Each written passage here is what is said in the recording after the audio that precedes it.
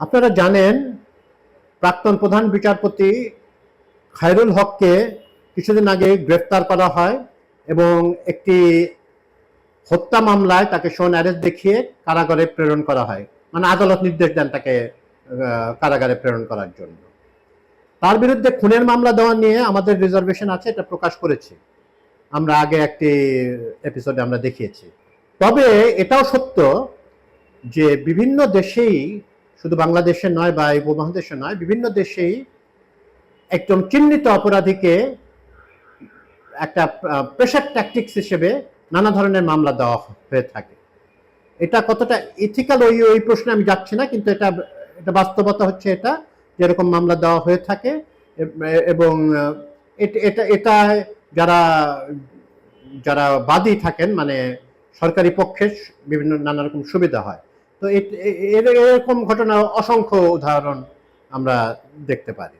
তো ওনার জন্য এই কুখ্যাত শব্দটা বলতেই হচ্ছে যে ওনার জন্য অনেকে মায়া কান্না কাঁদছেন। মায়া কান্না কাঁদছেন খুব কম লোকই অবশ্য।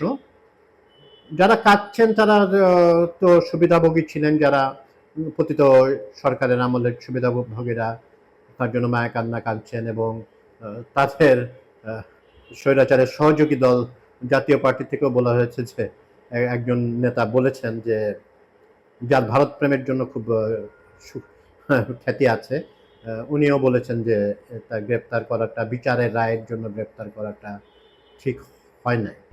আমার তো মনে করি ঠিকই হয়েছে। ওনাকে তো আসলে আমাদের পেনাল কোডে যে 219-এ আছে যে একজন যিনি বিচারের আসনে আসীন রয়েছেন, উনি যদি জেনে শুনে একটা ভুল রায় দেন বা সেটা আপনার সেটা শাস্তিযোগ্য অপরাধ, কয়েক বছরের জেলের বিধান আছে। আমি কোনো আইন বিশেষজ্ঞ না, কিন্তু আমি এমনি পাতা উল্টাতে উল্টাতে এগুলা মাঝে মাঝে দেখে ফেলি, দেখি আর কি। তো বিচারপতি খায়রুল হক সম্পর্কে যতই বলা যায় কম বলা হবে, ওনার যতই নিন্দা করা হয় এটা আসলে পুরো না জিনিসটা।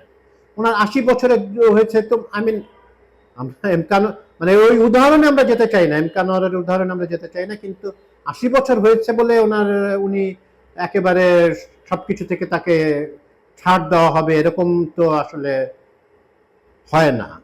উনি খুন করেছেন কিনা বা খুনের নির্দেশদাতা ছিলেন কিনা ওগুলো আমি নিশ্চিত না, আদালত এটা সিদ্ধান্ত নেবেন।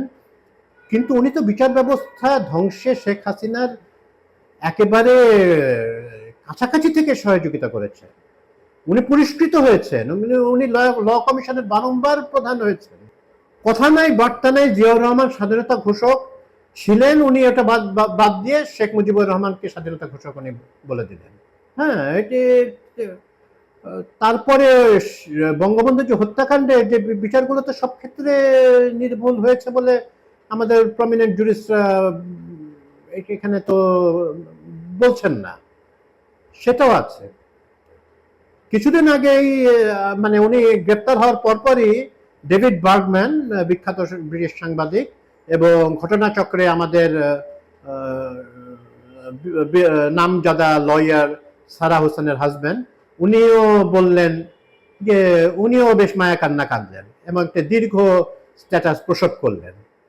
উনি বললেন কি যে না, এগুলো ঠিক হয়নি, তাকে এভাবে গ্রেপ্তার করাটা মানে সরকারের প্রতিহিংসা, মানে তার অত বড় লম্বা ইয়েটা পড়ার আসলে পরে আবার অনুবাদ করে বলার এটা নেই, আমার প্রয়োজনও নেই, ইচ্ছাও নেই। তো ডেভিড বার্গম্যান বেশ কিছু ব্যাপারেই উনি অযাচিত মন্তব্য করে চলেছেন, কিছু কিছু যুক্তিসঙ্গত মন্তব্য করেছেন, অবশ্যই এটা স্বীকার করতে হবে, অনস্বীকার্য।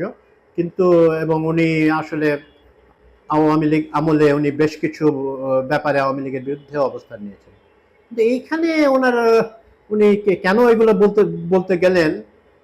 উনি তো আইনও ভালো জানেন, সাংবাদিকতাও ভালো জানেন। তো উনি কেন এই ধরনের একটা মানুষকে, একটা মানে বাজে একজন বিচারপতি, যিনি মানে প্রধান বিচারপতির আসনকে কলঙ্কিত হয়েছেন উনি বিচারপতি হবার পর, উনি একজন বলেছিলেন এনায়েত সাহেব আরেকজন জাস্টিস যেমন শপথবদ্ধ রাজনীতিবিদ, উনিও শপথবদ্ধ রাজনীতিক ছিলেন খায়রুল সাহেব। তো এনাদের পক্ষ হয়ে ডেভিড বার্গম্যান কথাবার্তা বলছেন, হালে পানি পাচ্ছেন না, কিন্তু বলে চলেছেন আর কি। ওনার কঠোরতম বিচার হওয়া উচিত। আমাদের ডক্টর জাহিদ, রাজনীতি বিশ্লেষক, উনি বলেছেন উনি এই এই বিচারপতি, প্রধান বিচারপতি যে কোনো 1000 কোটি টাকা পাচারকারীর থেকেও অনেক বড় অপরাধী। বিচার ব্যবস্থাটা একেবারে শেষ করে দেওয়ার, একেবারে মানে ডিস্ট্রয় করে দেওয়া, ইরোশন হওয়ার ভাগিদার তো খায়রুল সাহেব অবশ্যই। ওনার পক্ষ নিয়ে কথা যারা বলছেন তারা একটু ভাবা উচিত ওনারা আসলে কি বলছেন, নিজেদের আবার শোনা উচিত, বা যা লিখছেন ওটা এটা আরেকবার পড়া উচিত। আপনারা মিনিমাম সত্য কথা বলেন। বিচারপতিদের একটা প্রধান বিচারপতিকে বেরি করে দিয়েছিল আওয়ামী লীগ, তারপরে আজ্ঞাবহ ফরমাইশি বিচারপতি পেলাম আমরা এসব খায়রুল হক টাইপের লোকদের দিয়ে। ওনারা ক্রিমিনাল, যে কোনো অর্থেই ওনারা ক্রিমিনাল, এবং ক্রিমিনালদের জেলখানায় ভালো জায়গা। ধন্যবাদ।